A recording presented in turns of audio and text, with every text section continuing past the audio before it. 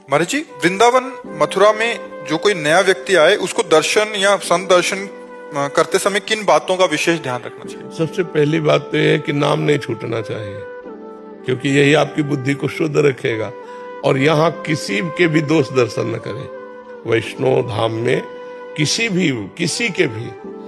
के भी दोष दर्शन न करना, और दोष दर्शन न कहना, और दोष की बातें न सुनना, ये हम सबसे पहला नियम ले।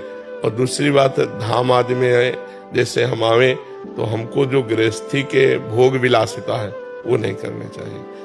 अब घर गृहस्थी में तो सब भोगते ही हो, जब धाम आए हो तो ब्रह्मचर्य से रहो। 6 दिन रहो, 2 दिन 4 दिन ब्रह्मचर्य से रहो, और अपने धन की कमाई का ही भोजन पावे।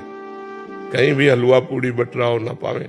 अगर अपने पास 100 रुपया है तो हम 10 रुपया के चना गुड़ लेके काम चला लेंगे, लेकिन हम हलवा पूड़ी दूसरे का नहीं पाएंगे, क्योंकि हम धाम आए हैं। हम पुण्य कमाने आए, पुण्य खोने नहीं आए। अपना भोजन धर्म के द्वारा कमाए हुए अर्थ से किसी का दोष दर्शन न करना, और निरंतर भगवान का नाम चिंतन करना। और हो सके अगर 3 दिन रुके तो 1 दिन उपवास करना। और यहाँ अगर हो सके तो आपको ऐसा लगता हो कि 10 रुपया हमारे पास है जो हम दान पुण्य कर सकते हैं, तो 10 रुपया के 1 किलो बाजरा, आधा किलो बाजरा जो भी मिलता हो ले लिया और पक्षियों में डाल दिया, तो कितने लोग, कितने मतलब पक्षियों का पेट भर जाएगा।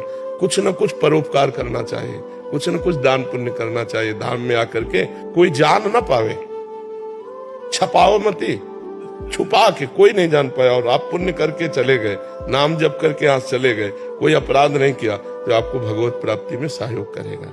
ये आपके दुखों को मिटा करके सुख प्रदान। बहुत जगह भंडारे हैं, यहाँ रास्ते में कोई हलवा पूड़ी नहीं, कदापि नहीं। आपको लेने का अधिकार नहीं। आप गृहस्थ हैं, आप खुद कमाते हैं, तो ऐसे करने का अधिकार नहीं, ऐसे करने का अधिकार। यदि आपको ऐसा लगता है कि हम पा लेते हैं तो निकालो 20 रुपया 50 रुपया उसके पास रखो, वहीं रख दो और छोड़ के चले आओ।